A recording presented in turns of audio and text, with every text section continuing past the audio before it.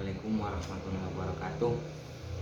Saya perwakilan dari kelompok 9 dari matkul metode penelitian hadis. Di sini kelompok kami akan mempresentasikan kritik mantan hadis dan urgensinya. Sebelum kita memulai presentasi ini, saya akan memperkenalkan teman-teman kita dulu. Dan saya Muhammad Ihya Ulumuddin, yang kedua Fitra Alvira, yang ketiga Hafid Yanuardi, dan yang keempat Ridho Mukti. Sudah. Dan saya akan membacakan atau mempresentasikan bab pertama atau pendahuluan. Latar belakang masalah. Hal terpenting dari sebuah agama adalah sumber ajarannya. Adapun sumber ajaran Al-Asy'ariyah adalah Al-Quran yang dicatat dalam mushaf dan sunnah Rasulullah SAW yang dicatat dalam kitab-kitab hadis.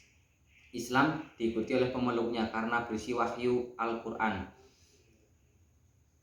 Mustahil memahami Al-Quran tanpa mendudukannya dalam situasi ketika ia turun. Memahami Al-Quran harus mengetahui berbagai informasi tentang peristiwa dan berbagai hal yang melingkupinya. Esensi sebagai Al-Qaul, Al-Amal, dan Al-Takrir. Nabi Muhammad SAW menjadikannya sumber hukum kedua setelah Al-Quran. Kesamaan mendasar Al-Quran dan hadis dapat dipilih dari segi dalalah. Keduanya memiliki karakter qat'i al-dilalah dan zanni al-dilalah. Tapi jika dilihat dari sifatnya, Al-Quran cenderung umum dan hadis khusus. Pembagian Al-Quran bersifat umum dan hadis bersifat khusus, memposisikan hadis sebagai penjelas Al-Quran. Akan tetapi, meski salah satu fungsi hadis berupaya memberi penjelasan akan teks-teks Al-Quran yang masih bersifat umum, tak menutup kemungkinan hadis juga bersifat umum, sebab kata dan kalimat yang digunakan dalam matan hadis bervariasi, di antaranya mujmal, kafi, muskil, dan mutasyabih atau samar-samar. Ini bisa dilihat di paradigma baru memahami hadis Nabi, cetakan Renais halaman 1.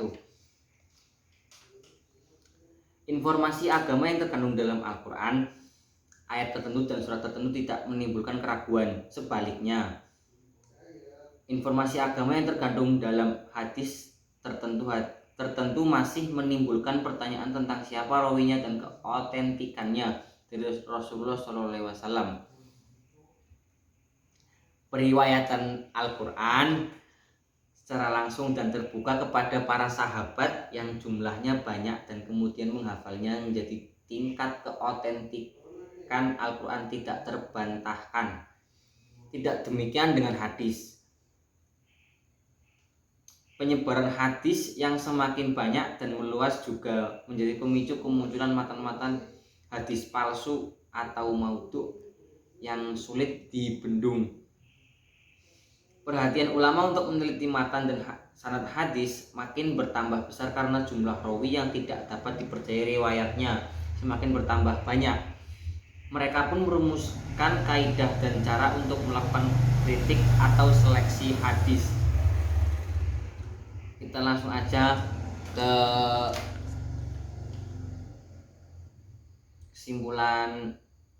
bukan kesimpulan sih, maksudnya latar belakang masalah pada intinya. Penilaian Al-Ibdi bahwa kritikan hadis seperti Al-Baghdadi belum memberikan perhatian maksimal untuk kritik matan tidak sepenuhnya benar. Sebab apa yang dilakukan Al-Idlibi saat ini menurut penulis merupakan pengembangan dari keberhasilan Al-Baghdadi dalam merumuskan kriteria matan hadis sahih.